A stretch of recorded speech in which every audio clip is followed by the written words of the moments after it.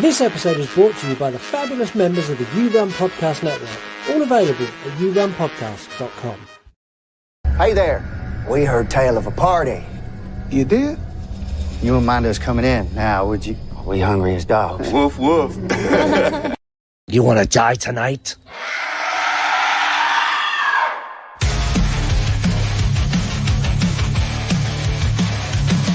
The dad jokes he tells sets the scene.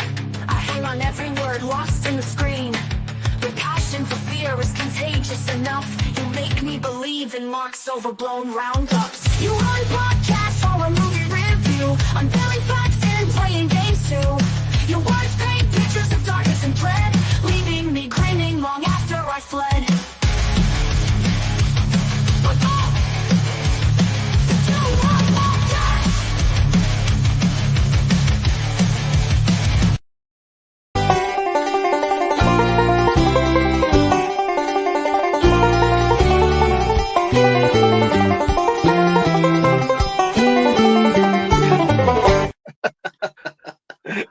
I let that go way longer than I should have done. Hello and welcome to the You Run Podcast Horror Movie Review, the show where you call the shots every single week. My name is Scott.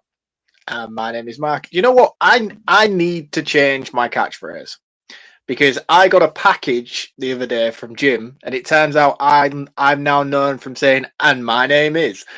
Because at the top of the address where he sent the package to, he's like, "and my name is," and then he wrote my name and the address underneath. I was like, for fuck's sake, I didn't even realize it was a thing. Do you know the best bit is he sent me a photograph of that about 4 days before he posted it, going, "I'm the funniest man alive," and I just replied, "Yes, you are." He literally is. I was in hysterics when it came through because my wife sent me a photo and she's like, "What the fuck is this?" I was like, "Yeah, you clearly don't listen to my show." Yeah, she which, to be fair, some of the things we've spoken about your wife and Lisa, it's probably best they don't listen to the show. This is very true. So I might have to start working on something new to introduce myself with on the show going forward. We'll see. Well, I could go with my name is Scott, and you go with and I am the Bald Avenger Mark. I don't know, whatever you want. We'll figure it out. Yeah, we're your hosts every single week as we take you through another movie that you picked in our Instagram polls. We release episodes every single Monday, 52 weeks a year on all podcast platforms and YouTube, covering the absolute best and the absolute worst this genre has to offer. Each episode will give you a brief synopsis, followed by a deeper look at the film. It's very spoiler heavy. If you haven't seen the film, we will fuck it up for you. We're also very opinionated. So if something's really popular and we don't like it, we don't just go with the flow. We push back against it. Later on in the show, we'll be sharing movie facts. We'll have some interactive features. We have a game. This week, it's a game called Old as a Vampire. We round off each episode with our final thoughts and our all-important scores, because that's the reason you're here, to hear what we think and what we score the movie. This week is a slight change in our schedule. As advertised last week, Poltergeist with Jim and Jay, the pair of gays, was going to be this week. That is still happening. However, the gays and us could not find a meeting schedule, so it's been rescheduled. So it will be next week. So you get one more week before Mark inevitably gets us cancelled. And so when he says something next week, so you get one more week where we're home free. Yes. I've enjoyed our run. It's been good. We had a good time. I think next week's going to be fine. It's going to be very, very funny. Jim and Jay are bringing. I have a group chat with me, Jim and Jay, for that episode. Mark, you've been purposely excluded from that group chat. Cheers. You're welcome. Jim and Jay are bringing the fire next week. Excellent. Yeah. I like it. I'm welcoming all angles. Well, actually, which is good because it's Pride Month, so maybe you should be welcoming all angles. I was going to say maybe I should read through it. This week it is 1932 Mississippi, and we follow twin brothers Smoke and Stack, who after a less than stellar career in the Chicago mob decide to retire to their hometown to open up a juke joint and presumably make an honest living. Well, less dishonest than the one they were making in Chicago. Their grand plan for a thriving blues club hits a snag when they discover everyone is paying with glorified Monopoly money. And then things really go sideways when a discerning group of white vampires, led by an Irish immigrant, crash the party. Um, this movie is something. It's something. And Sammy's voice is something else as he transcends the barriers of everything and brings in the evil. Awkward family reunions, hoodoo, voodoo, witch spells, racist landowners, the KKK, prohibition, much, much, much more. Today we look at Ryan Coogler's 2025 Sinners. Doesn't that make you gay? That was the wrong clip. That I was going to say, is that for next week? Yeah, that's for next week. This is the right clip. Blah, blah, vampire emergency, blah. Fucking hell. Excellent. Oh, we're off to a flying start. I'm going to say it now. I fucking loved this film. Yeah, me too. Again, I do this all the time. It's like one of those big hooping and a hollerings on Instagram and all the rest of it. This is the best horror movie I've ever seen, and all the rest of it. I'm like, you guys, man, you're never usually right. It turns out this week they were. This was fucking brilliant, man. I honestly, I'm going to really struggle this week to find anything to really pull it apart on. Yeah, and I'm the same as you. Like, I want to start with the two brothers. The two brothers. No, in fact, I'm going to start with the cold open because the cold open's amazing, where you get this guy just like running, like all burnt and fucked, and I'm like, the fuck is this? Like, it knocks on that door, and like, did you twig straight away he was a vampire who was escaping the sunlight? That's not the cold open. Is that not the cold open? When's that then? Is that further in? That's like, it's like a third of the way into the movie. That like the cold opens where Sammy goes to the preacher's church. He goes to the church. He's got the guitar. He's got cut up from the end of the events of the movie, and then it comes full circle again right at the end. It goes back to the opening sequence. But yeah, no, that the vampire running towards the house is like a third of the way in.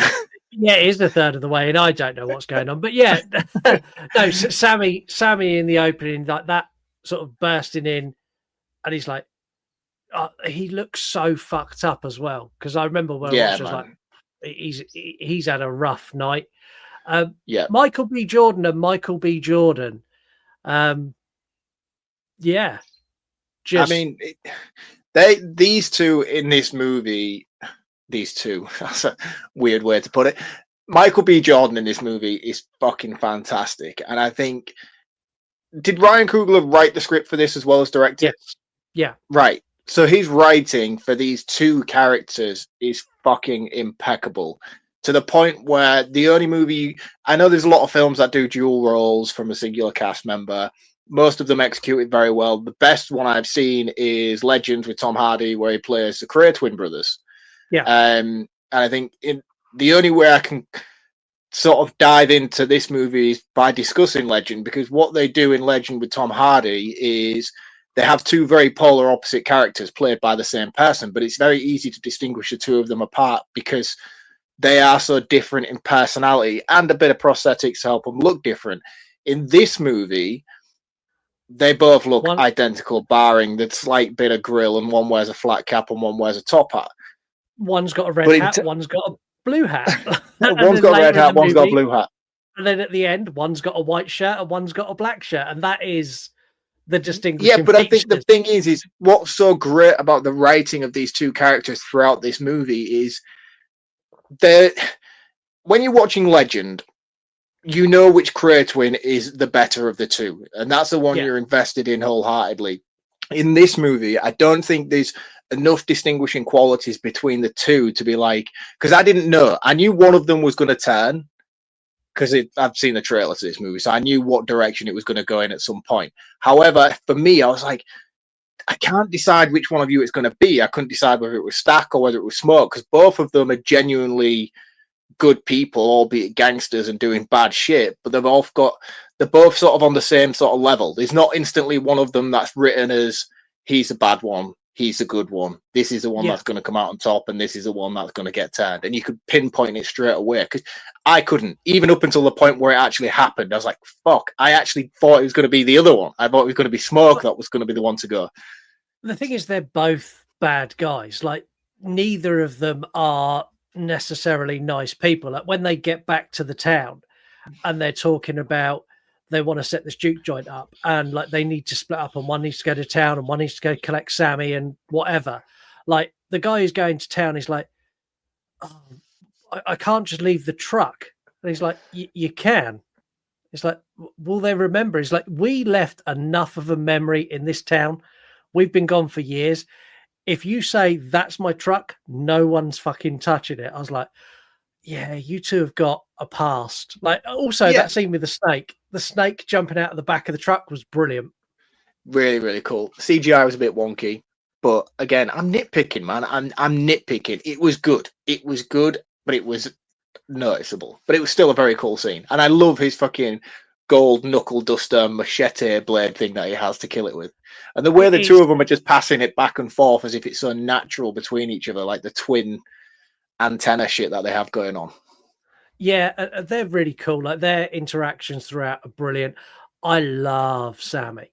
Like, when they go pick up Sammy, who's their younger cousin, he's the, like, just the nice kid. And like, when he comes out, his dad comes and stands there, and he's like, don't worry, Uncle, we'll have him back in one piece. And I'm like, well, you at the end of the film, like, you kept your word. It's not quite how you intended to.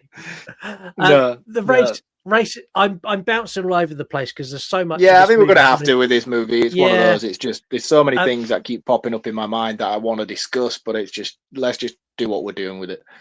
The scene where they buy this abandoned warehouse, and you get the landowner, the clearly racist member of the KKK who you meet right at the beginning.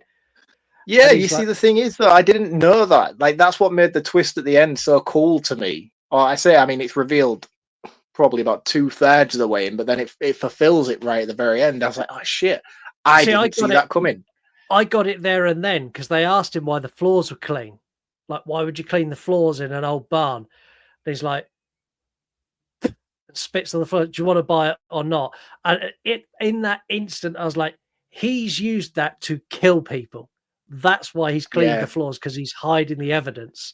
But yeah, you see, I didn't know that. I didn't pick up on that at all. The bit where he goes, you two brothers, and they go, no, we're cousins, like, fucking cracked me up. Yeah, the dynamic and chemistry between the two is great. And it's so weird because I'm talking about them like they're two separate actors in this movie, and that's how much of a good job Michael B. Jordan does in this film. And I don't want to shit on Michael B. Jordan as an actor, because I think he's great. I think he's fantastic in the Creed movies. He's fucking phenomenal in those Creed movies. Apart from the last one, which he directed, he was fucking terrible at directing that film. But as an actor, I've never really put him any higher than just, I don't know, like he was in that Marvel movie where he played the bad guy in that. Like, to me, he's always just sort of like that. He's never really struck me as being a lead other than anything that's going straight to sort of Netflix, if you imagine that sort of level of. But here, he's just a fucking powerhouse, man.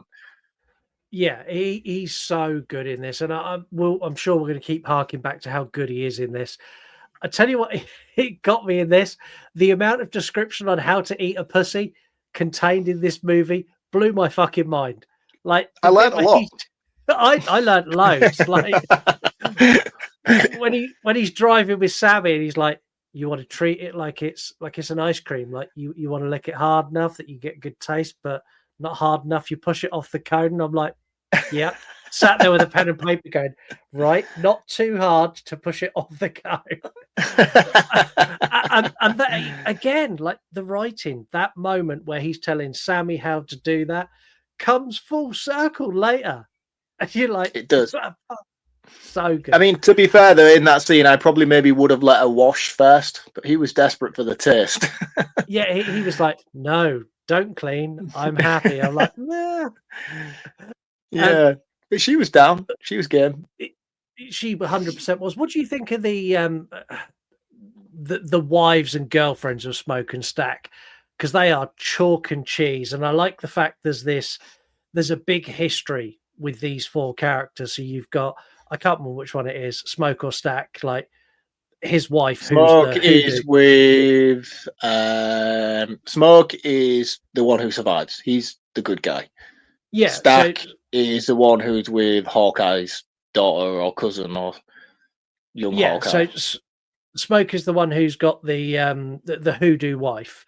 Like Yes. the bit of history we get there where they turn up, and I just thought he'd gone to see, like, he goes to visit It's his son's his aunt or something. Yeah, like he goes to visit his son's grave, and then a woman comes out, and I'm like, oh, it must be like his auntie or something like that. Like 2 seconds later, he's shagging her. I'm like, oh right, oh that's your wife. Okay, now it all makes sense now. Like, Yeah. and then the dynamic, you've got the other girl who's, I can't think what her name is. It's going to annoy me. It's like Haley Steinfeld or Haley something like that. Steinfeld. Yeah. Her character, like, she goes up to the other brother. She's like, "Do you remember you like went down on me, fucked me hard, and then just fucking left and never spoke to me again?" And he's like, "Yeah, my bad. I'm a slut like Mark." Fuck it. I mean, to be fair though, like that, their relationship's really good as well because he's clearly in love with this girl, but she's white, or at least 90% white. 1/8 black. 1/8 black. Yeah. So I mean, so for him, he knows he loves her, but they don't belong together in this world. So he got her a rich husband and set her up for life where she'd be safe and all the rest of it. So he did right by her in a sense.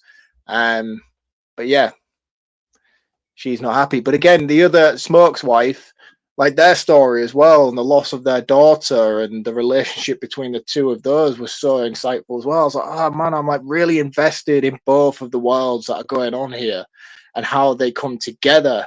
It was brilliantly done. And I think what Ryan Coogler does very, very well in this movie is he drip feeds information throughout. He doesn't just exposition dump. Everything is sort of slowly, which keeps it engaging because this was a 2 hour and 10-minute runtime. And when I started watching, I was like, oh, 2 hour and 10 minutes, man, fuck.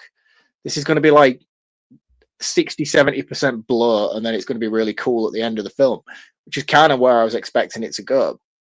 But it isn't, because everything that comes in the first 2/3 of the film is done so incredibly well.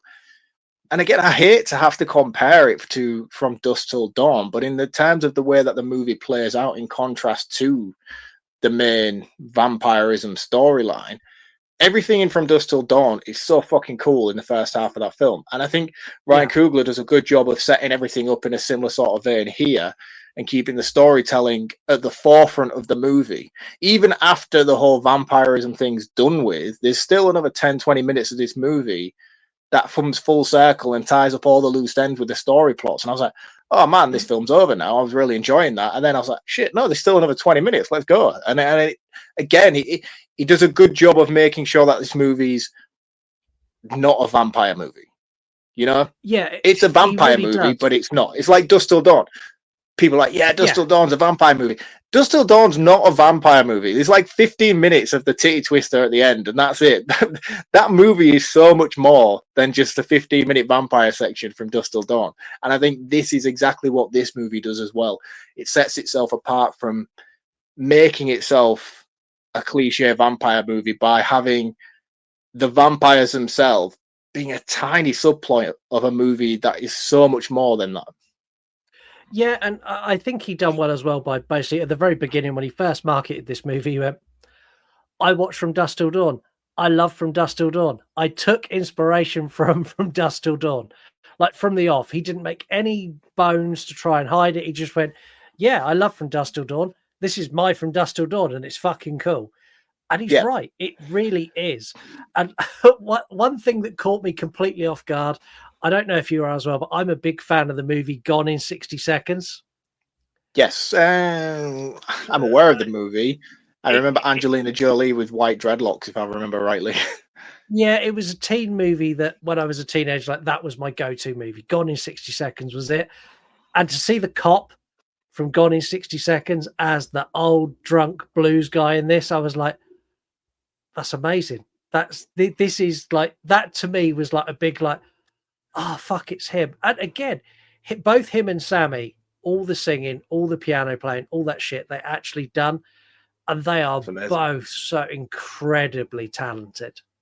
Yeah, man. I mean, that was one thing talented. I was going to say to you as well about Sammy's character in general, because there was a lot of times in this where I thought he was audio dubbed. Do you know, his voice is so incredibly low.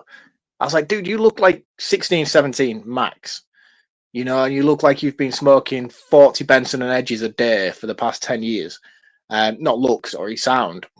He's got such a low, husky voice, and his singing voice, man, is amazing. That Traveller song that he sings when they first get in the club is incredible. But not only the song itself is so cool, the scene, man. I was just in awe of this scene for so long, man. At first, when that first Prince dude appeared with the electric guitar, I was like, what the fuck? That doesn't fit in this time period at all. And then as the scene progressed and the song got louder and louder, and you start seeing all these different time periods of black culture within music and fashion, and then it cuts across to the Asian characters and you start to see some of their history and their music.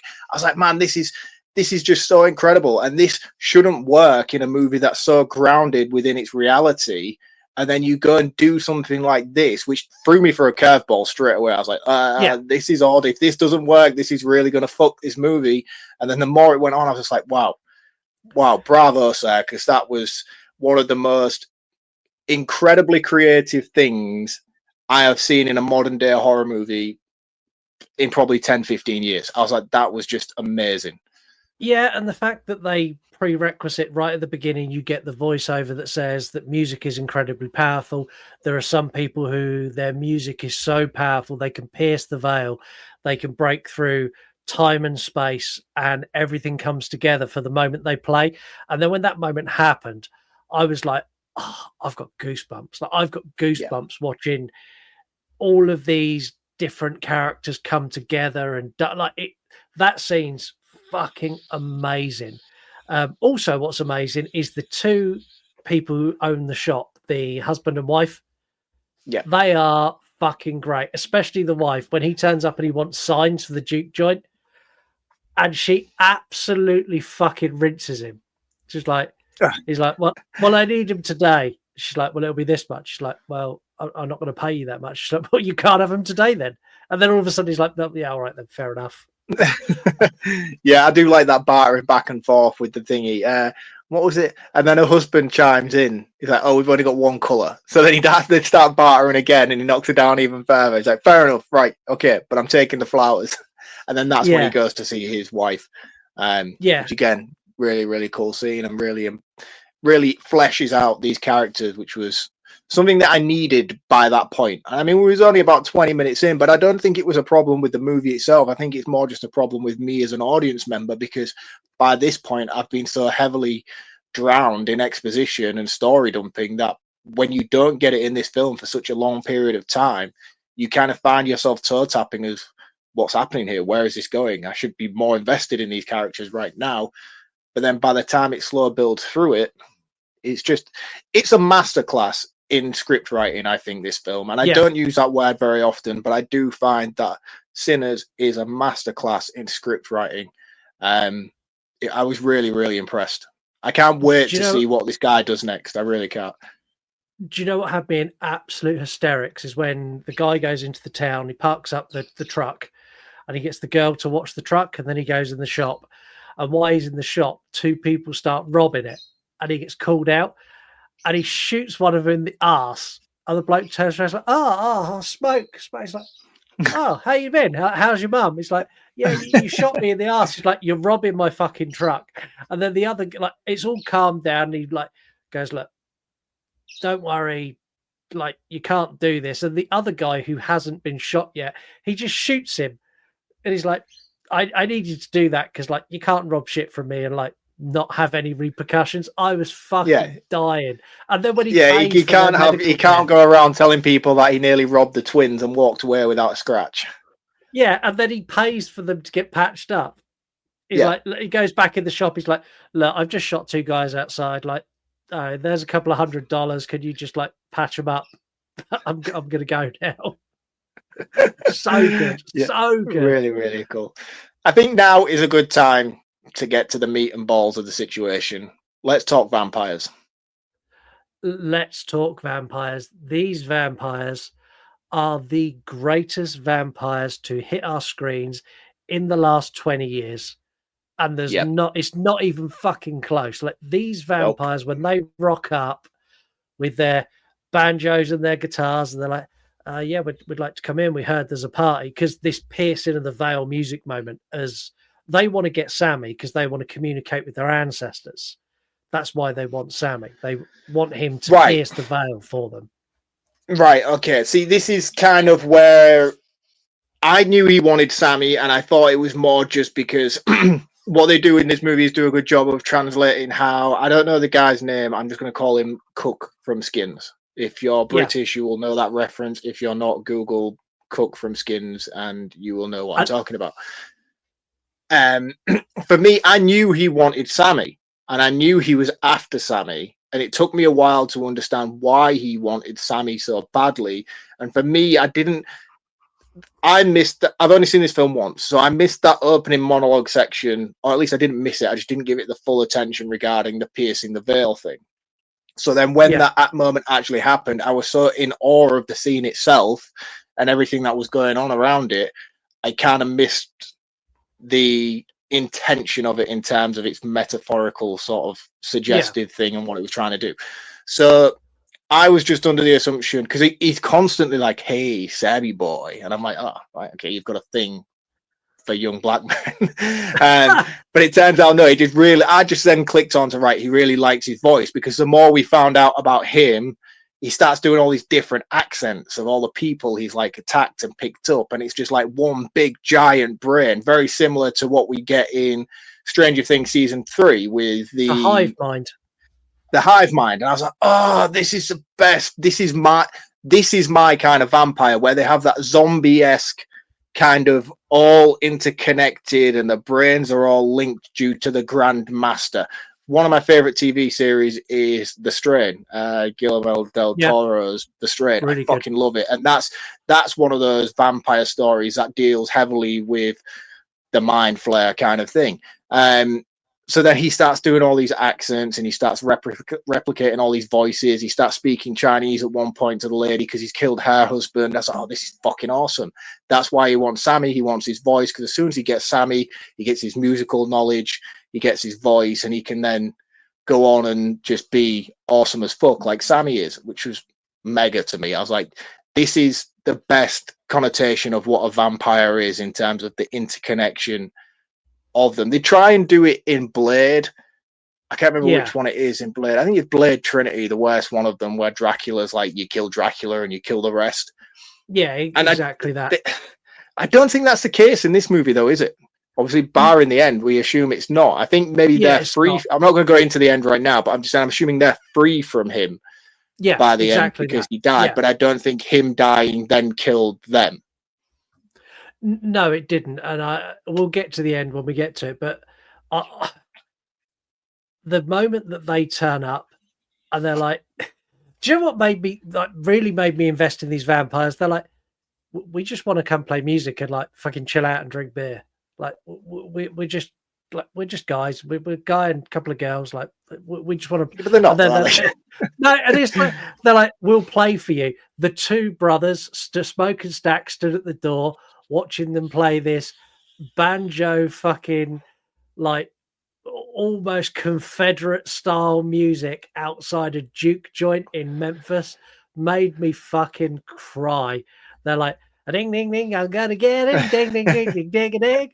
And the best bit is like Smoke and Stack actually like they're tapping their feet and nodding their head, but they're laughing at the same time, going, yeah, you got some rhythm, but you're still not fucking coming in. And that's one of the biggest plot points, is this them trying to get in and them not having any of it. And they send him on their way, and he's like, well, I'm going to walk real slow because you're going to invite us back. Like, it's very just in case you change your mind. Yeah. And this is but where again, like that whole letting him in thing is just so incredibly fucking well done here. Like who's the guy who's a bouncer? I can't think of his name, but the like big guy. Cornhead or something like that. Yeah, Cornface Yeah. or Cornhead. He's one of the ones that goes out pretty early on when he goes for a piss. And then after Stax died, he comes back and he's like, "Oh, what's going on, guys? You're going to invite me in so I can help?" And that's Yeah. when they all start clicking together and putting it together. It's like, invite you in, like you've been coming and going all day. He's like, "Oh, I know, but it's just common courtesy. You know, you just got to invite me in so I can come in and help you guys." And I was like, this is fucking awesome, because I always like that invite me in mythology that goes along with vampires. Like they can't go in Yeah. unless they're invited. Like it's cool, but it really fucking hits home in this film. This film does it the best since Salem's Lot, of like the fact that that is a real barrier. There's so many vampire movies that they kind of touch on it and they don't make a big thing of it. This movie, that barrier is the biggest protection they've got all the way through. Yeah. And like they're in the juke joint and they realize that all of these people who work in the cotton fields are paying with tokens. And I watched a documentary not that long ago all about landowners and slave owners. So when slavery ended, they had to pay them a wage. So what they would do is they'd pay them in tokens that they could only spend in their stores, so they couldn't then leave and go to other towns because they didn't have money. So they're paying with tokens, which are no good to the brothers. And this is where the girl's like, "Well, look, I'm white. Let me go speak to the white people outside, like who've just left, because they said they've got money and maybe they can come in and like backfill some of this money we're getting in tokens and it'll all be cool." And he reluctantly goes, "Yeah, okay, you can go." And even her, like she goes, she gets turned off camera. But when she comes back, even she turns around to the guy at the door and goes like, "You going to stand in my way all night or are you going to invite me in?" And he's like, "Well, in you come, madam." And as soon as he done it, I was like, "Oh, you're all dead. You're all so fucking dead." Yeah, they are all dead. I was going to say something then. My mind just completely went somewhere else. Yeah, I don't know. We could be here a while. Let's move on. Yeah, and this is where she comes in and she takes, is it Smoke or Stack? I can't. She takes whichever one it is she's with. Smoke's a good one. She's with Stack. Yeah, so she takes Stack into the back room. And I got real confused in this scene. Really, really fucking confused, because I thought she'd taken Smoke in, because the conversation between the two of them was as if to insinuate like they were going to cheat, and she was trying to lure his brother in. But it turns out that wasn't the case. I was just getting crossed wires. But I thought, "Oh, that's your brother's girlfriend. What are you doing?" And then eventually I realized, no, it wasn't. She's taking the right one in. She takes him in to have sex, and you've got the other brother who's dealing with someone who's been cheating. How long did they kick that bloke on the floor who got caught cheating at cards?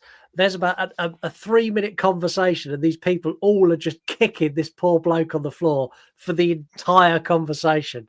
Like, and they do it beat for beat with the music that's playing. It's just, it's so fucking clever, man. And like the music throughout, by the way, if you're a fan of blues or southern country music or any of that kind of jazz, this has got fucking rhythm from start to finish as this film. Yeah, it reminded me a lot of a movie that I liked. It came out really fucking under the radar with Samuel L. Jackson and Christina Ricci, called Black Snake Moans. Black Snake Moan. Brilliant film. Such a fucking cool movie, man. And then it's got a very similar vibe throughout as this film, with the music and the score and all the rest of it. It's really, really well done. Yeah, really well done. It's in this moment where he goes to Sammy, "Go get my brother." And he goes down, and by this time the guy at the door's gone and got killed. And there's another, the old blues man is sat there. And he's like, "Is he in there?" He's like, yeah, he's in there. And he opens the door and he thinks they're having sex, and he closes the door. And the guy who sat on the door, the old blues man's laughing his ass off. He's like, "You could have warned me." He's like, "Hey man, you wanted to go in there. I'm all about like doing what you feel." And then he goes back and he's like, "Look, I told you to get him." He's like, "I'm not going to get him on my own. Like, if you want to come get him, like, you come with me." And this is when they come in and she's ripped his fucking throat out, and she turns around and she's absolutely caked in blood. I love the glisten in their eyes as well, like that, almost like fire in the eyeball. Brilliant. Yeah, it's like when you took a photo in the 80s and your eyeballs had come out red when you printed it. They look really good, man. Really, really cool. One thing that particularly drew me to the vampires in this movie as well. As much as I was invested in the mind flayer kind of stuff, was how quick the turn was. They turn like zombies, man, and it's like so fast, so quick.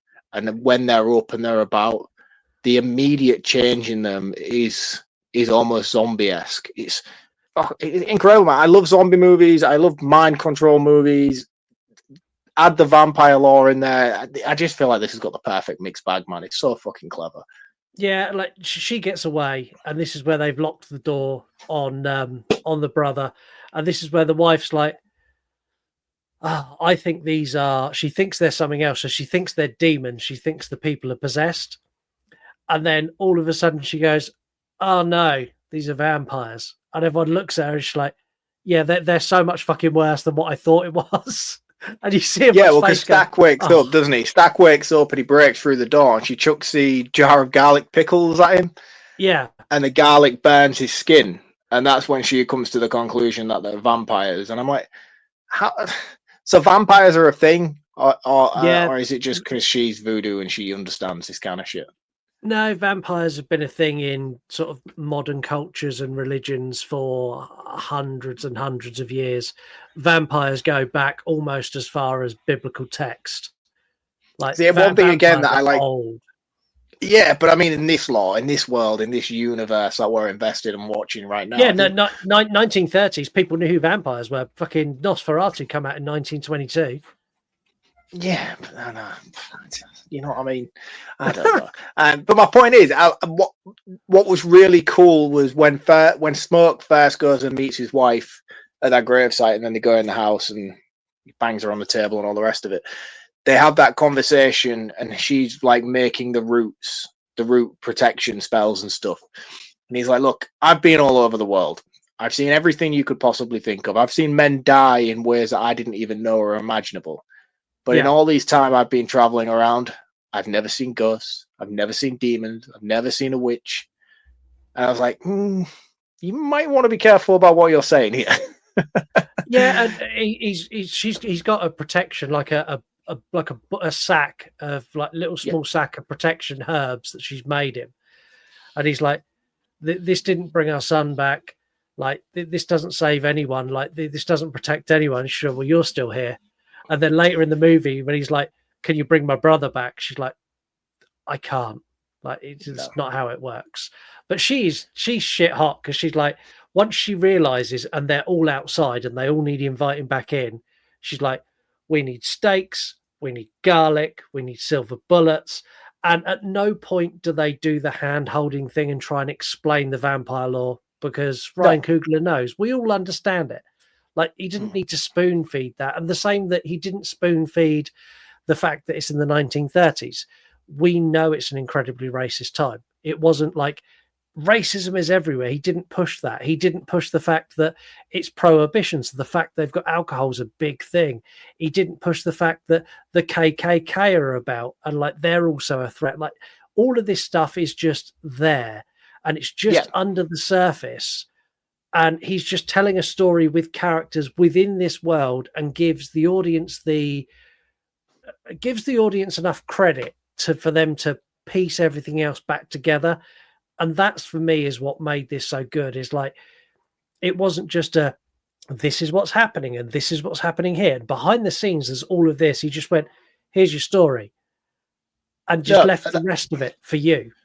That's it. And that's what I was talking about earlier in terms of the first 20 minutes, where you would have usually in a movie like this with a less competent writer had that level of exposition dump at the beginning, where they would have spoon-fed this backstory to you. They would have spoon-fed this time period to you and made you all aware of what was going on in an almost talking down to you kind of level. That doesn't happen here because we all know. We don't need to have that exposition because we already know.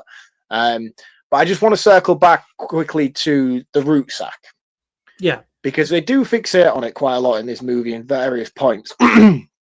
And one thing that I came to the conclusion with during Smoke and Stack's fight scene at the end, Stack tries to bite him a few times, but kind of like can't and doesn't and holds back. Yeah. Is that the root sack working enough for him to break from the mind flare? I know we obviously get the actual conversation that happened between the two of them at the end, but I mean, in that Yeah, moment, are you saying that's what made that's him enough. break the spell? Yeah, he went into bite, went, oh fuck, it's my brother. Come back Because up, the root sack was vampire. kind of like giving him his own clarity. Yeah, yeah, Right. that's how I saw that. And that fight scene, like that whole fight scene where it's the Asian woman and her husband's outside and he's now a vampire. And they're like, we're going to go and kill your daughter at the store. And she loses her shit and goes, fucking come inside. The bit where they're all stood there and they're As all soon like, as she said that, man, I was just like, oh, you stupid bitch, man. What have you done? yeah, but it gave us one of the coolest shots in the movie because as they all burst in the door, it pans back round and you've got all of these characters with their different weapons like fucking raring to go, and this just massive like bar fight erupts, and it's great. Like it's so good, and I love the old juke joint guy who's like he kind of like helps them all get to a safe place. He just stands on the stage. He's like, let's fucking have it. It's very reminiscent He cuts of his wrist, the yeah, and his blood everywhere.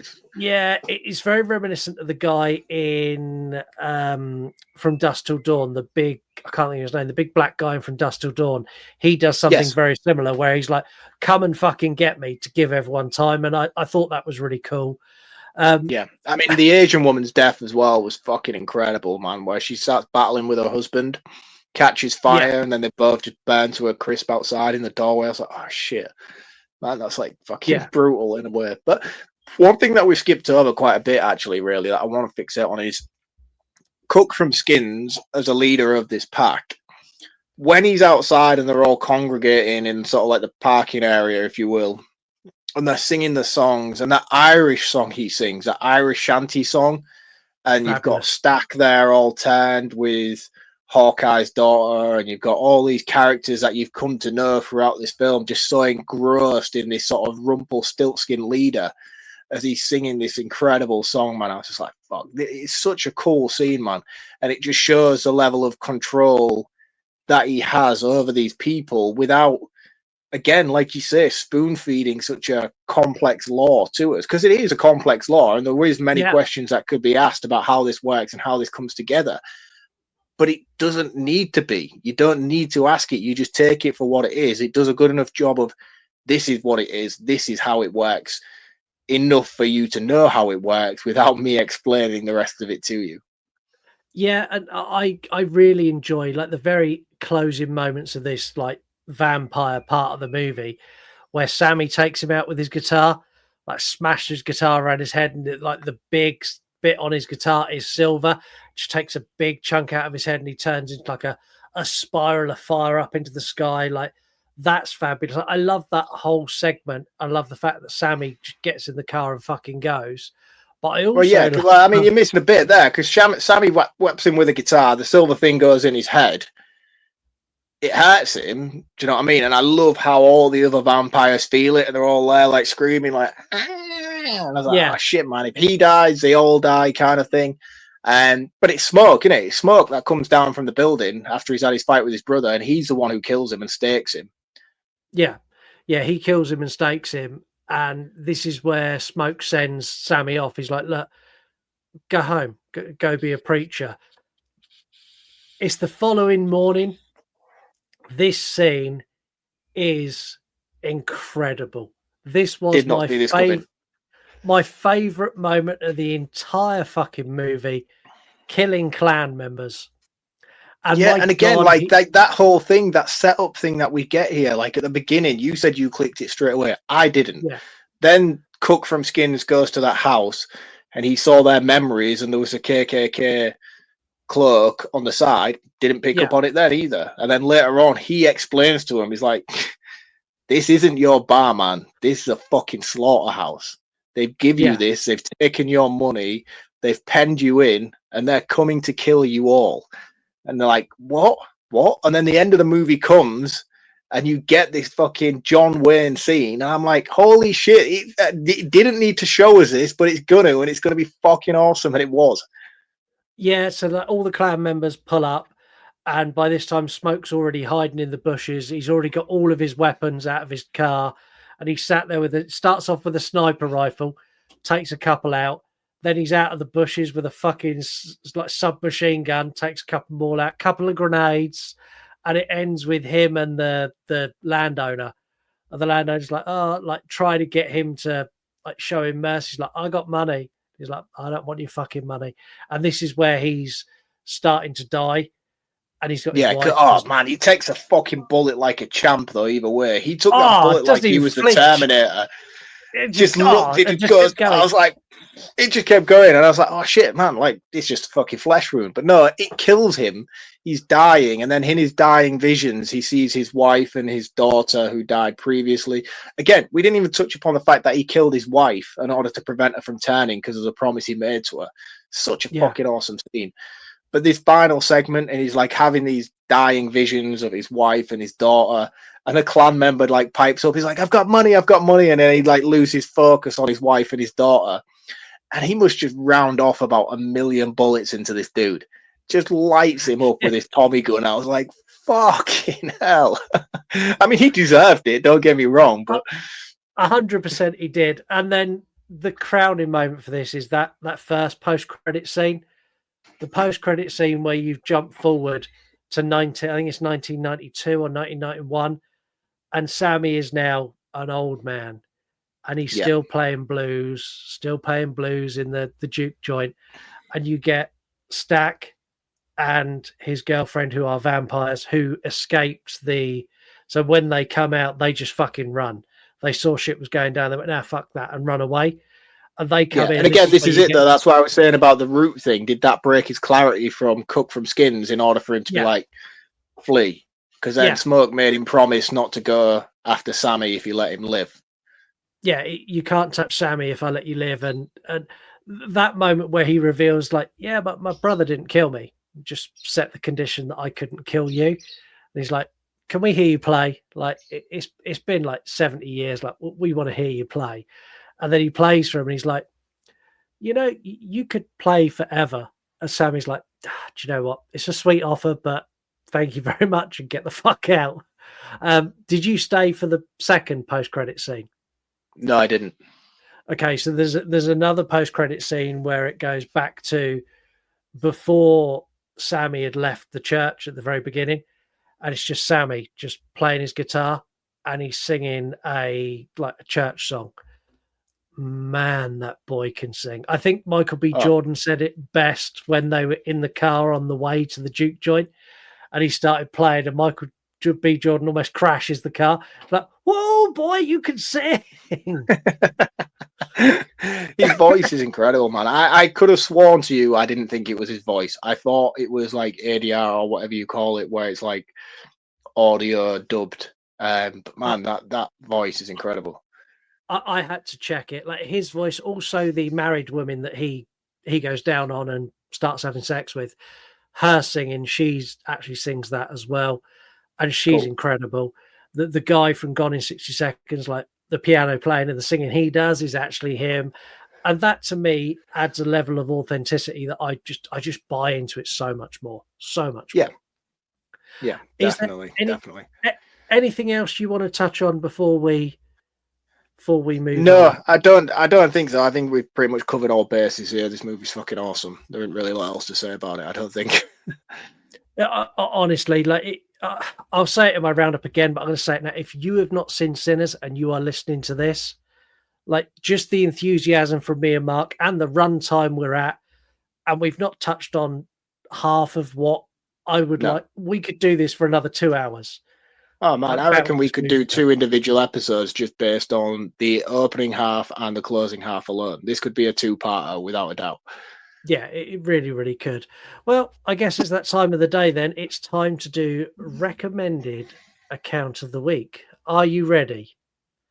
Would you like a soundbite? Of course, always. Okay. Hey, where are the white women at? I mean, talk about timescales. I'll give you a different one. I'm sorry. Holy shit. I'm not racist. These people really do all look alike. And for this movie, that is 100% accurate because Smoke and Stack really do look alike. Right. So this week's recommended account of the week is Family Frights Podcast. Mary, as you all know, long-time guest on the show, used to have a podcast with Heather. she has set up her own family-based podcast with her son, which is the most adorable thing on the planet. I'm not going to lie to you. They are reviewing horror movies and all other glorious things. I feel like you have a lot more knowledge about this podcast than I do, as you kind of said, do this week. So I'm new to picking up on it and figuring out what this is. So you take the lead on this one. This is Mary. This is Lady Crisis. She has started a podcast with her son Neo, and they're reviewing movies that they've started off doing their top 10 horror movies, but they're all family based.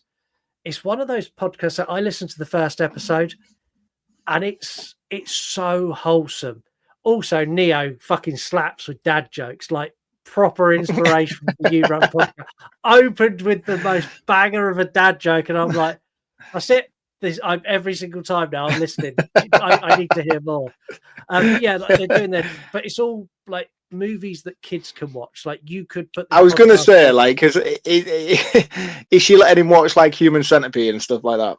No, so this is like PG movies, Universal movies, like PG-13, some of those as well. But this is a podcast like you could put on. I've put this on for Jack this week. So Jack's listened to this week. It's a podcast that, as a parent, you could listen to with your child, and also you could use it as a very good benchmark of what can I show my kid. That is really, really good for that. So, yeah, go and check out Family Frights podcast. This feels weird. I don't do this bit. You do this bit. Go and check out Family Frights podcast on Instagram, Spotify, everywhere else. We'll actually drop the link in the episode bio as well. And yeah, I guess it's time for an advert now. Yes. Cue the music. Spiral swirly thing.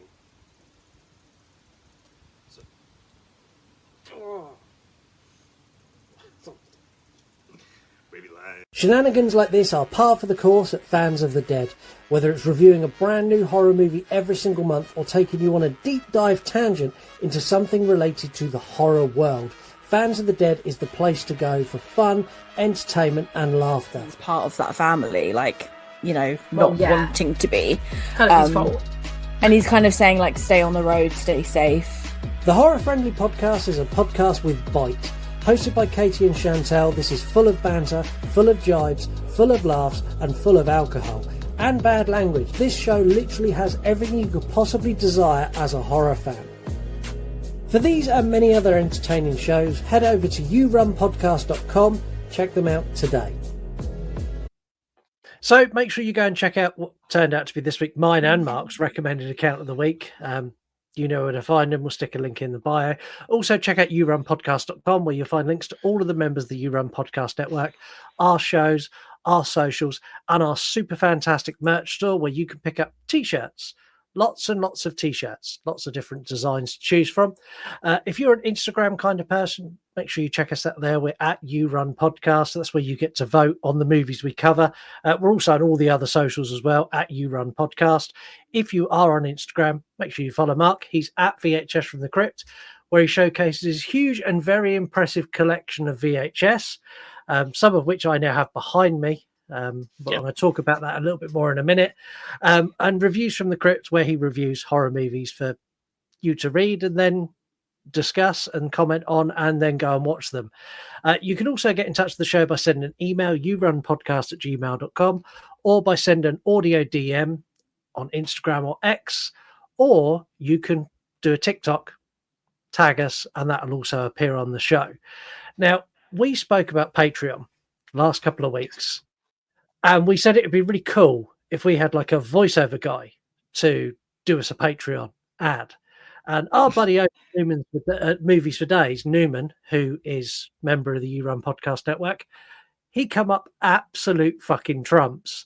So this is Newman.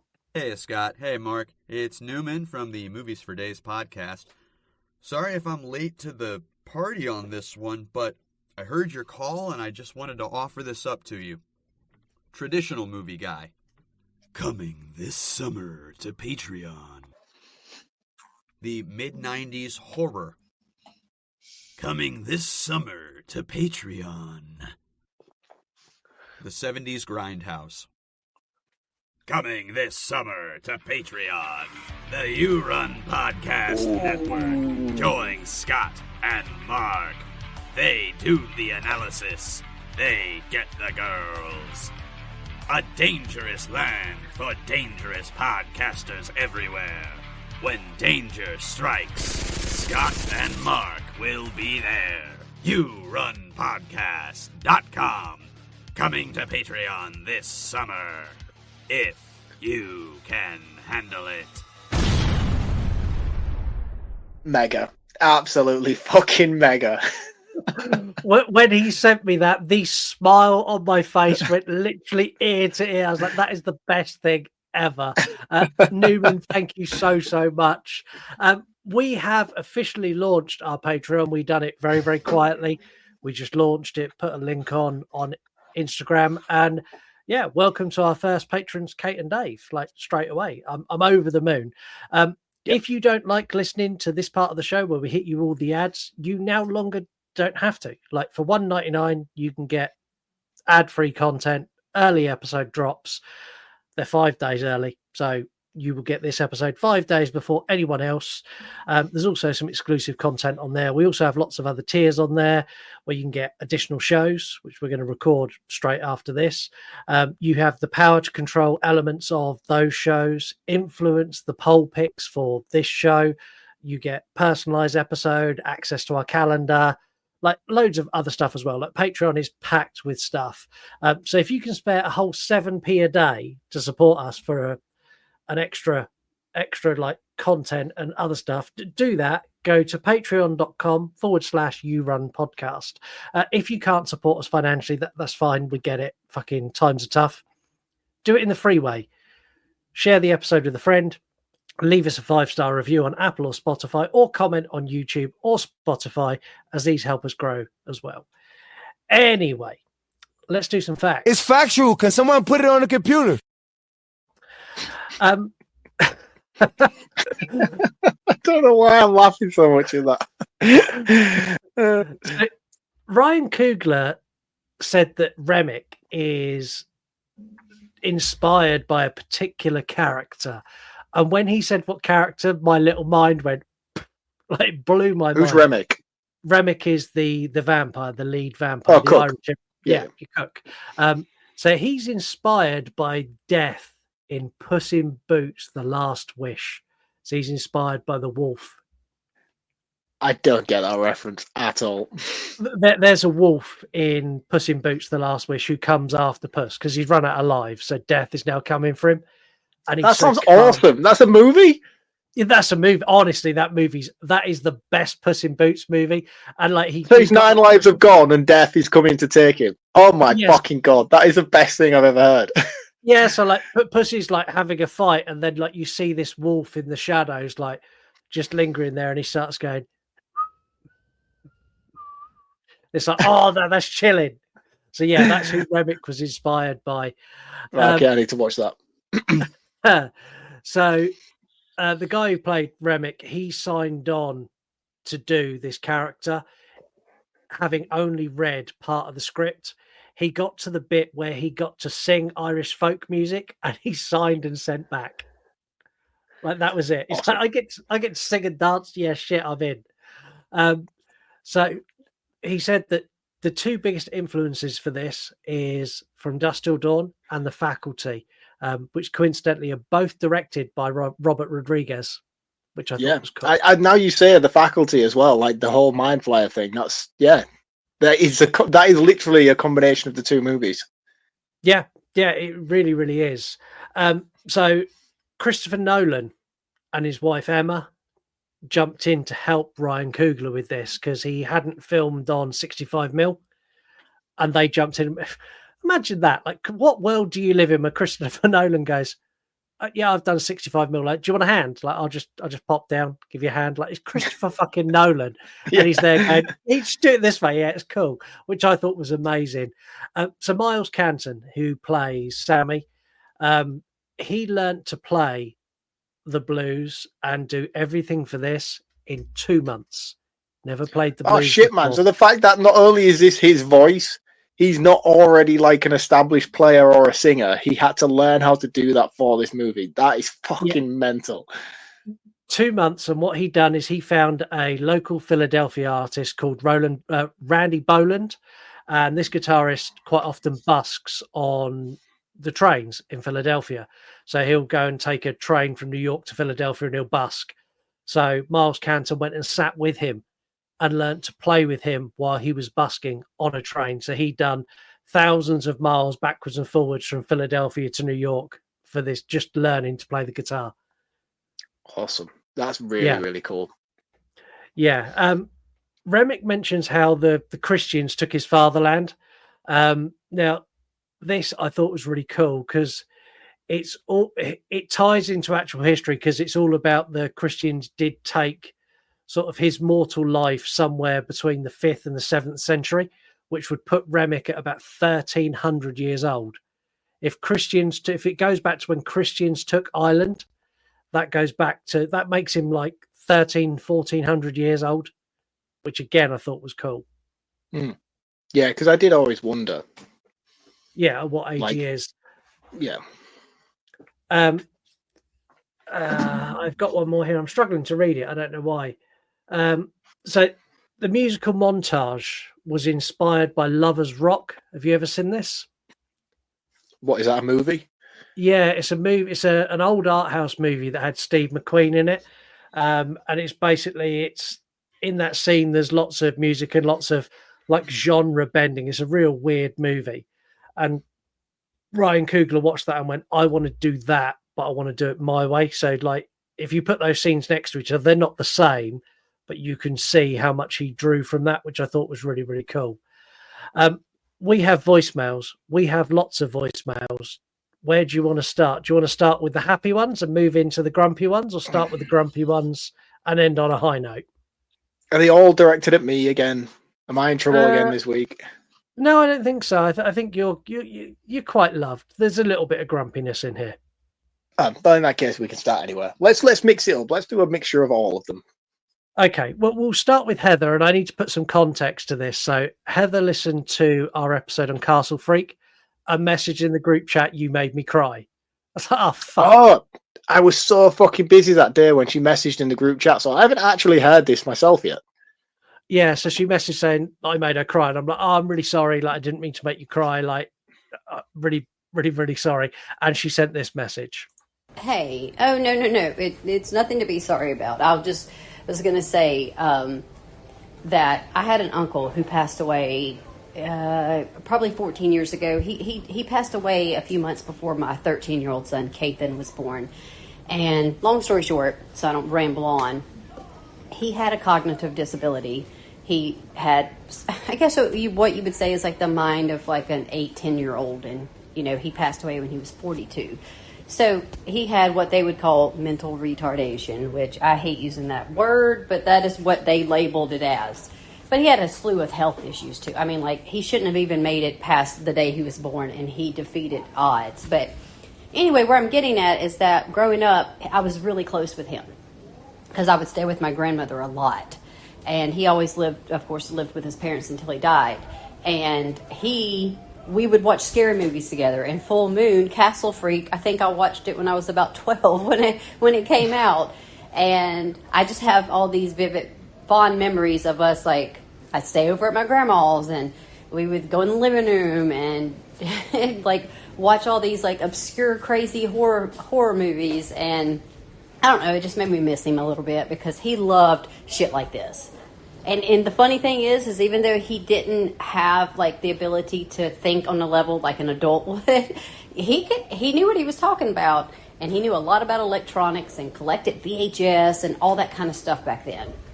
He also would be like, "Oh, there's boobs in this movie." He was hilarious. But anyway, he suddenly passed, though it was a bad day. But anyway, that was it. I'm sorry. It's not y'all's fault. It's just my hormones are out of control, and that just made me miss him a little bit. But I'm going to continue listening because I'll have more to rant about later. Okay, bye.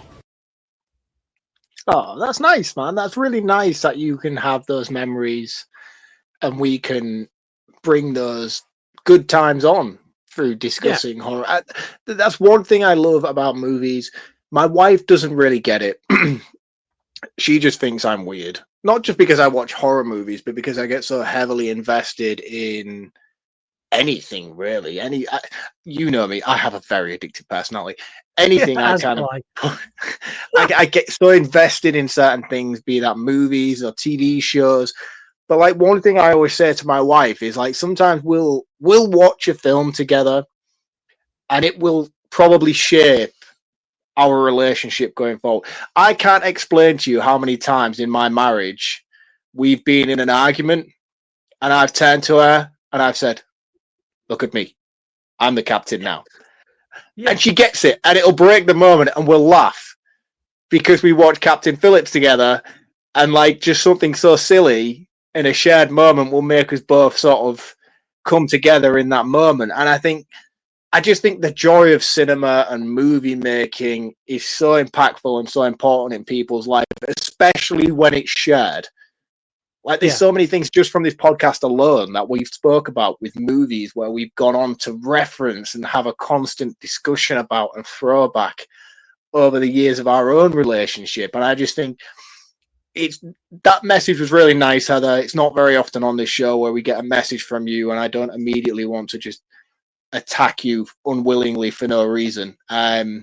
It's weird this week to have this from you, but it's made me really happy that you did send that message because it's made me really grateful for the memories I've shared with people over my lifetime already through movies and through cinema. Yeah, cheers, man. That was great. Thanks for calling in and being so open and honest about that. I really appreciate that message. That was nice. I did as well. And also, I definitely would have got on with him. He likes collecting VHS, which now, like, thanks to Mark, and now behind me, I have a selection of VHS and I have a VHS player coming. I don't know what he's done to me, but also he instantly screams boobies when he sees them on the screen. We would have been the best of friends ever. Certainly. And speaking of your VHS tapes, though, man, that's a dark slope, mate. Because the thing is, I started with 4 tapes, probably only 3 years ago. Look at the state of me now. Gareth from Video Tasties messaged me. It was when I built this room, this podcasting studio, and he was like, hey, do you want these tapes? They'd look really cool on your shelf. And I was like, yeah, man, that would really look cool on my shelf. And they arrived and they looked fucking awesome on my shelf. And I was like, I should get some more of these. I'll tell you what you've done to me. I've ordered a shelving unit to go behind me. That's what you've just done. To put them on. Oh, yeah. Dude, no, you're gonna that shelving unit won't last long. You will fill that, and you will need more. Yeah, well, I have a new home office coming this summer, new podcast studio, which everyone will see later this year. Anyway, let's move on. We have more messages. First of all, just want to say great episode for Predator 2. That was a fun episode, specifically listening to Mark lose his shit. I don't think he has lost that much shit in one single episode ever. Also, I apologize. I have not been able to listen to your show as much as I would like. But guess what? It is summer break. I'm about to fucking have some more free time. So I will be listening more and sharing your shit more. So if you could do the same for me, this is just a little plug. Hi guys, it's Lady Crisis. I forgot to mention that, but you probably already know who I am. June 1st, which when your next episode comes out, it's going to be past that date. But anywho, June 1st, the first episode of Family Frights podcast featuring Horror Mama Mary as your host and Spookster Neo is going to be released. And I would love it if you could share this so that people can tune in and listen. It's going to be on, I don't know, Spotify, all that, I don't know, all across the board. Scott, you're going to help me figure that out. Anyways, I love you guys. Also, Puppet Masters. Mark, what is your deal? What the fuck? You like the dumbest fucking movies and you don't like the Puppet Master movie or the franchise? Get a fucking life and stop treating Heather. Just stop it, okay? Just stop bullying her because y'all know she's my girl. Okay, I love you guys. Bye. I feel like I've just been exceptionally nice to Heather in that moment right there. We connected on a level that I didn't know was even possible. I'll be honest with you. You've connected with Heather. We already plugged the show. Like we ticked all the boxes in that message. So We're 6 for 6 tonight, man. We're on a roll. We're on a roll. Yeah. The messages keep coming this week. Hi guys, so I'm just partway through listening to the show, Castle Freak. Just wanted to phone in a couple of things. Absolutely, Mark, you are correct. I always give it to you guys for helping boost my page and get it seen back when I first started it, and you did feature me on your recommended account of the week, which is why I was also left a voicemail a while back about bringing it back, because I think it's a great thing that you do. That Polly Pocket account is awesome. Also, my other half he calls his mum, but his dad is by the first name Phil. I believe I asked him once why, because I also found it really weird. But I'm going to double check when I get home and ask him why, and I'm going to let you know. But you didn't. Please tell me we've got a follow. Did she not? We didn't even get a follow-up message. He's killed her. She's dead. She's dead. Oh my god, Beck! Is that what it you prodded? You prodded the beast. Yeah, but Beck, like Heather said, she'd have more to say. Heather had nothing to say. Becky said she'd ring us back. She didn't ring us back. Like there's so much left. Oh my god, what is going on this week? Why are you all doing this to us? But Beck, if you're safe, please let us know. Yes, send us a message to let us know you're okay. We have one more message, so there's this one as well. Fellas, it's Alex. I just had to call and give a freaking shout out to my man Mark. Freaking trying to think of Jennifer Connelly's name, and he busts out career opportunities, the part when she's on the coin-operated horse. Yeah, freaking boy. Love it. I see you, dude. Didn't pull out Labyrinth, didn't pull out Requiem, pulled out career opportunities when she's riding on the horse. I dig it. I dig it. Cheers, dudes. Awesome. So yeah, Alex got your reference. I remember at the time going, "Who the fuck do you mean?" And then later on, like after we went off the air, you're like, "You know, the girl from Labyrinth." I'm like, why the fuck did you not lead with that? Oh, that's awesome, man. I feel like everyone's been nice to me this week. That's very unusual. It is. I quite like it though. Thank you, everyone, if you called in. We told you earlier how you can call in. We put out a caption this week. As soon as I put it out, as soon as the photograph went, I looked at it and went, "Oh, what have I done?" And this was the photograph. Okay, now I'm excited. Yeah. I knew where it was going, and you didn't disappoint. So. Should I get some of those grill things, the diamante things that's got going on? Do you think I could pull off that sort of like Lil Wayne gangster shit thing? You could. The chances of me being seen in public with you would reduce, but you could definitely pull it off. Some of you need therapy. Some of you need to check what you post before you post it online, because I'm sharing it with a bigger audience than saw that post. So randomly, Eric, Mark's nemesis, who's not been a nemesis for a while. I think Mark and Eric are cool now. No, me and Dave are now nemesis. Yeah. When she says she has her period, but you say you don't care, and then she matches your freak, put a ring on it. He's not wrong. Under the Floorboards podcast, when it's that time of the month, but Mama didn't raise no coward. Oh man, I know where this is going now. If you end up like that from that, like there's something wrong. Like look at that picture. Some people like the taste of iron. Oh God, sorry. It's like you could see the next comment. Dave B. Movies, you're on what? That's okay. I need my iron. Oh. Chaz Presley, when you show her monthly that chivalry is alive and well, always ladies first. Brilliant.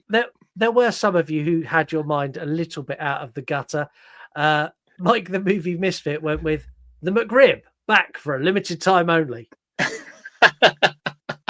Dude, I fucking hate.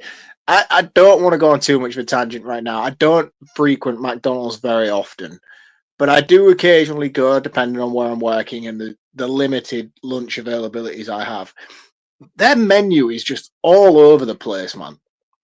Yeah. Like literally, they just do not say consistent. I used to be well into like the Chicken Legend. Do you remember the Chicken Legend? They had like this salsa one, the salsa Chicken Legend. It was what fucking dreams were built on, man. It was the best thing you could ever buy from McDonald's. And then they just stopped doing it. They kept the Chicken Legend going for a bit, and it was like a barbecue or a mayo one, but it was dog shit in comparison. And then they just wiped it off completely after a while. Bring back the Chicken Legend, man. Yeah, and if we're going down that route, it's the same as Burger King. Burger King used to do, or they'd done it for promotions. They'd done it for the Dark Knight.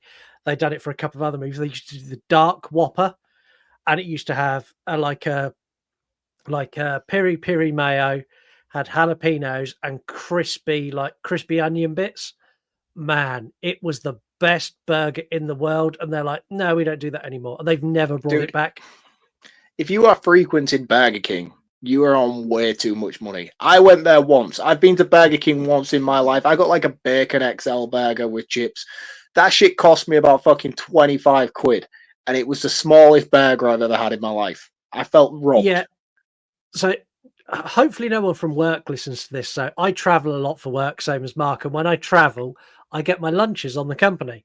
So when I travel, if I'm going for a services, it's always Burger King because I like Burger King, but it's expensive. It's really expensive, man.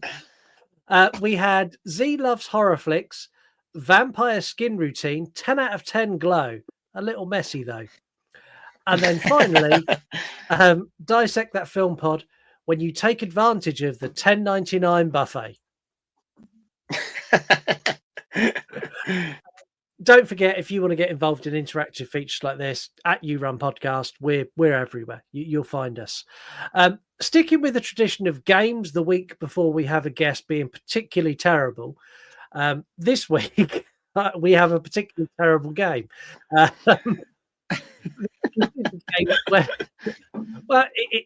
Honestly, I looked back through this year. Every week before we have a guest, it's like I've given up. It's like I've got to. Yeah, it's just like, fuck it. I put too much effort into the week after, so this is what's going down this week. Yeah. So this one we have a game which is Old as a Vampire.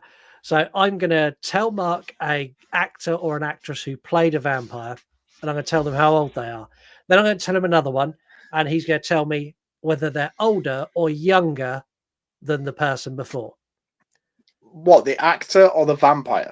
The actor, not the vampire, because that's ridiculous. Just the actor at their current age now, not when they played. That's ridiculous. But this game sounds fucking ridiculous. It really is.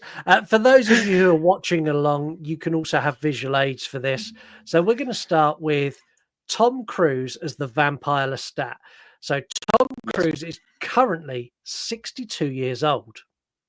That dude, man, honestly, Scientology must work wonders for the skin. I think so as well. So your next actor, and you need to tell me whether they're older or younger than Tom Cruise, is Gary Oldman, who fabulously played Dracula. Gary Oldman's definitely older than Tom Cruise. He is. He's 67. Oh, shit. I was expecting him to be in his 70s, so that's not... Tom Cruise looks fucking awesome, man. It really does. So Gary Oldman was 67. How about Wesley Snipes, famously played Blade? I think Wesley Snipes is younger. I would say he's late 50s. But then again, man, I was young when the first Blade movie came out, and he's got to have been in his 30s in that. So like I would say he's like late 60s, mid 60s is Wesley Snipes. So he's younger than Gary Oldman. He's 62. Yeah. So now on to honestly the worst wig in all of vampire history, Brad Pitt. Brad Pitt's younger than 62. He's still in his 50s.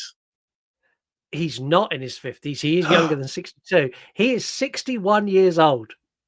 No way, dude! Yeah. I just saw on social media the other day he'd done like a new cover magazine shot for like GQ or something like that. That dude is fucking sexy, man. Like, like if any man was gonna turn me, I feel like Brad Pitt would be the man to do it. And he's a pensioner. And he's a pensioner. Yeah, he's got his bus pass, and he could still do it. Let's go from one sexy dude to one sexy woman. Kate Beckinsale. Is she older or younger than Brad Pitt? She played Celine in. This is really difficult, right? Because not to single out women, but you guys get a lot of help in masking your age. I know men do too, certain men. I'm sure Tom Cruise is 60% plastic at this point, which is probably why he looks so good. But Kate Beckinsale, goddess of a woman. I would. Yeah. She was like, when I was growing up, she was the epitome to me of what was the perfect woman. I thought she was fucking brilliant. Yeah. Is she older? And the thing is, like, a lot of people obsessed with her in like the Underworld movies. It was never really my bag. No, I didn't really. Oh, no, all the leather. What's wrong with you? Like, no, it was movies like she was in Click, wasn't she? The Adam Sandler film. She looked great in that. She looked fantastic in Click. I think she's younger. I don't think she's in her 60s. I think she's mid 50s, early 50s. She's 51. This is where it gets really difficult. So I've deliberately you've had it easy from here on out. You've been striking every single time. So we're going to another female vampire. We're going to Alicia Silverstone as she played Goody in Vamp. Now, is she older I've or not younger? seen Vamp. I should see that. I think she's older than Kate Beckinsale. Oh, no, because then again, like Clueless. Clueless has got to be like 25, 30 years. Well, no, it didn't come out in 2000. That was a 90s movie. So that's going to be pushing 30 now anyway. She'll have been in her 20s when that movie was made. I would say she's older than Kate Beckinsale, but only ever so slightly. I would say she's 52, 53. She's not. She's actually younger. She's 48. Ah, man. Okay.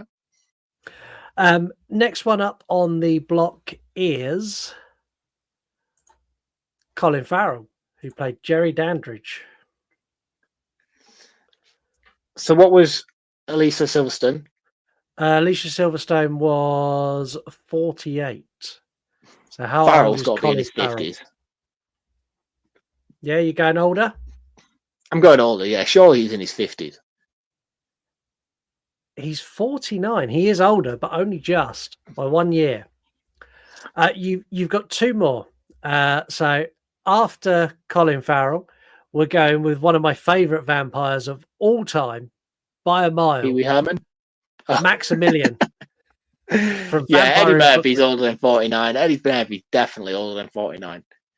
He is 64. And this brings us on to the final one, which for some reason I do Oh, look, before we go, Vampire in Brooklyn, worth a watch.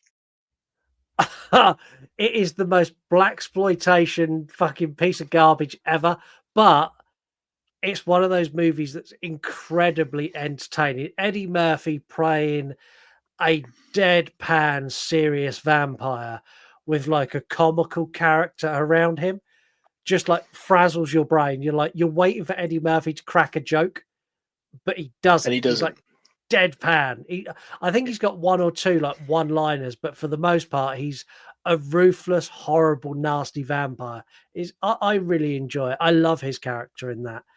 I think I've got it on VHS. I should check that out. I've got Vampire in Brooklyn on VHS somewhere. I have, yeah. So I can see it right now. I should watch that. There's another one as well with like Jim Carrey. It's like First Kiss or Vampire's Kiss or something like that. I should watch that as well because it's got Courtney Cox in it when she was very young, and I love Courtney Cox very young.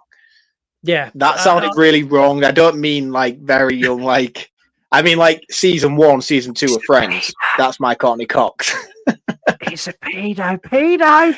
No, I'm just saying. I like if people play like out the Friends cast, everyone's always like, "Oh, Jennifer Aniston's like mega. I love Jen." No, Courtney Cox. That was my season 1, season 2. I was obsessed with season 1, season 2 of Courtney Cox. See, I really love Lisa Kudrow. I think she's amazing. I get it. I do get it. And she's the only one out of the lot of them who's aged gracefully as well. She is. Your last one, which for some reason I do not have an image of, which I'll be honest, I'm a little bit disappointed of. This is Santiago Pandemonium, or Salma Hayek. Is she So the older only one you don't have an image for is the one you can't even fucking pronounce yourself. Salma Hayek. How old is Salma Hayek? Is she older or younger than 64? Fucking hell, man. No, she's got to be younger than 64. Surely to God. I've seen her recently in something, like a Black Mirror episode, and she looked like 40. I know she's not 40, but she's got the best plastic surgeon in the world if she's older than 64. She is younger. She is 58. So that's our crap game this week. Also, if you go to our Instagram, I posted a thing the other day where a picture of her in From Dusk Till Dawn. She done a photo shoot for a magazine where she wore the same bikini that she wears in From Dusk Till Dawn. That might be the photo I was referring to that I've seen recently. Honest to God, you cannot tell the difference. They could have been taken on the same fucking day. Like, it's exactly the same. Mind bending. I'm gonna let you round this one up first because I think you're gonna gush for a while. I'm actually not, man. I'm gonna try and take it a little bit steady this week. I've said everything I needed to say in this episode. Usually by the time we get to our roundups, I have like this big thing that I need to explode on and get all these feelings out there that I can without Scott interrupting and telling me that I'm wrong. I don't feel like I need to do that this week because we've both been on the same page. Like, everything about this movie is so perfectly executed. The casting's phenomenal. I think the cinematography and direction is pitch perfect. Like, some of the stuff that he does, especially within that Traveler song montage thing, is just insanely clever. There's a few moments of wonky CGI. The snake at the beginning and the vampire execution at the end. The fire's a bit sketchy on the CGI, but I also like the added flair of as he's burning in the water's bubbling around him like it's boiling like a kettle. It's subtle touches like that are added that sort of made me gloss over this sort of not lazy CGI, but just clearly the lack of funding to amplify them to a certain enough level. They're not bad in any way. And as I said at the start of this episode, I'm really going to struggle to find anything to criticize this movie for. And there's 2 scenes of CGI in this entire film, and both of them are very, very passable. I'm just passing comment on it because that's kind of what I do in terms of practical effects and CGI. I think Michael B. Jordan does an incredible job of playing dual roles. I do feel like that's only held up by the incredible writing by Ryan Coogler because, as I dived into in the episode, I think the way that these 2 characters are written in such a mysterious way of who's good, who's bad, is perfect. And I think that's what makes this entire story from start to finish so digestible because of the characters that have been written to follow. Had this been a straight-laced good brother, bad brother from the beginning, this could have quite easily fallen into that. Well, stupidly, it wasn't meant to be Michael B. Jordan who played both roles originally. Originally, this was going to be Jonathan Majors and Michael B. Jordan. Jonathan Majors was the guy who played. Oh, so they were Kang. supposed to be cousins, which makes that joke earlier on even funnier. No. They were going to be brothers, but he was cast as someone else. But then Jonathan Majors got in loads of trouble with sexual assault allegations. Yeah, basically, and that was him done. But yeah, Michael B. Jordan as 2 characters, distinctly different. Brilliant. Yeah, I agree. And I think, again, that's down to the writing. But even had John Majors been cast in this role, I still would have found it very difficult to distinguish which one of the 2 that I should have been following throughout. I think he's just done a fantastic job with the script from start to finish. I really, really love the music and the sound and the score that goes with this film. I think that is one of the most amplifying elements of the entire tone of the film. Is how grounded it is in its musical roots. The twists that come along around it with the KKK, I know you fell into it pretty easily. Thankfully enough, I didn't find myself succumbed by this movie in terms of trailers and scoops and news articles when it came out. It was just one of them. I'll see it when I'll see it. So I managed to keep myself well away from it all. And when I did eventually get around to watching it for the show, I went in blind in almost all aspects, barring the fact that I knew one of the brothers turned. but I think that was pretty much a given anyway. Yeah. So for me, those twist elements were fantastic, and the fact that even though we got to the end of the movie, it would have been very easy just to cut it off there. We still got more storyline that followed through, which isolated the vampire story itself as being the main focus, and just a subplot in what is genuinely a fantastic fucking movie. I said this already on the show. I don't throw around the word masterpiece very often, but I think Ryan Coogler's Sinners is a flat-out masterpiece of modern-day horror movie making, and for me, it gets nothing less than a 5 out of 5. This film is flawless. Yeah. Yeah, how do I follow that? This is film of the year. Like, it's not even a question for me. Performances across the board, especially Haley Steinfeld, Michael B. Jordan, and Cook, the vampire Remick, fucking incredible. I love the way that they, like the way they shoot this. Like, it's very bright and vibrant all the way through, and then when they get into the juke joint, they kind of turn it almost to this like orangey light. And it is very authentic to the lighting that would be there, but it just looks brilliant. And like a vampire fight under orange light with blood splattering, it just looks brilliant. Like, directed amazing. Like the shots where the brothers are fighting and it flicks between the two brothers while flicking between what's going outside. Those transitions are so quick and so seamless that it all feels like one scene. It's brilliant. I also, one thing I really like is I love stories from the 1930s. Like, I love stuff that's set in this Prohibition, KKK style world, because it's a harsh world. It's a harsh time in our history. And I really like stories that are set in that. And I love stories that are set in that have depth. And this movie had depth that I didn't expect it to have. The depth, not just of your main two characters, but there's a depth to your villains. There's a depth to your sub-characters. There's a depth to the old guy who plays in the Duke joint. Like, he has a story that I fully understand by the time he gets there, even to the point where he's like, yeah, I don't want to play at your club. Like, I've got this gig that I play at this club for the last 10 years. I'm going to play there for the next 10 years. Like, fuck you. And they're like, but we have Irish beer. And he's like, oh, okay then. And like, I know his motivations, and like that level of storytelling in a vampire movie is fucking rare. It's so rare.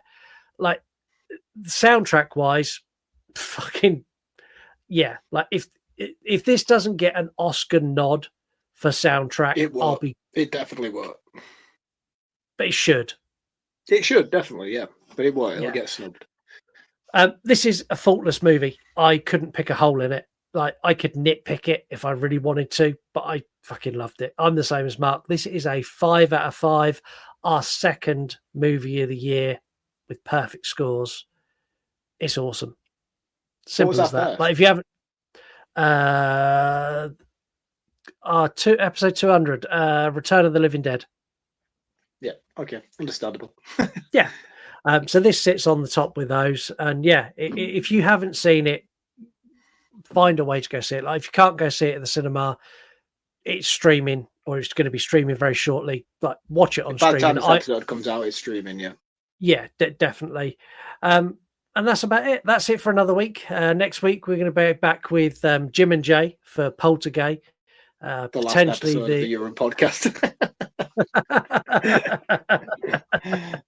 Well, doesn't that make you gay? Until then, have a wonderful I might not week. drink next week. I might actually not have drink next week because I just don't know if I can trust myself to behave. Can I let you into a secret? There is something called editing, where if you say anything that's too bad, we can remove it. Unless you're a member of the Patreon and you get everything. You get everything. It depends on what you say. Fuck, I might cut it from Patreon as well. Until next time, have a wonderful week. Remember, vampires love music too, and we love you. See you later. See you next week, guys. You want to die tonight?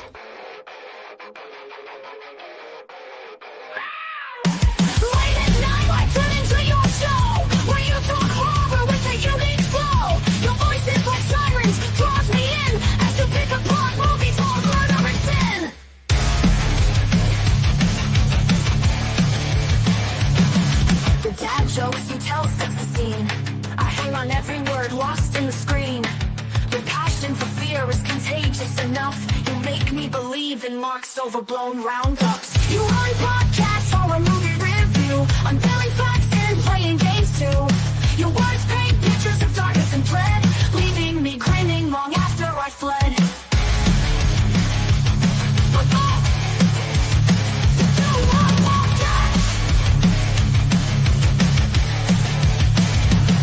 You run podcasts or a movie review, unveiling facts and playing games too.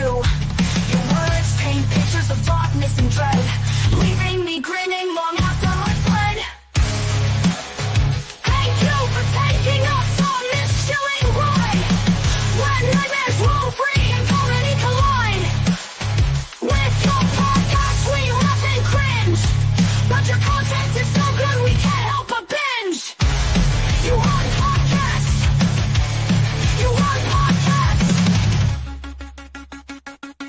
Hey, where are the white women at?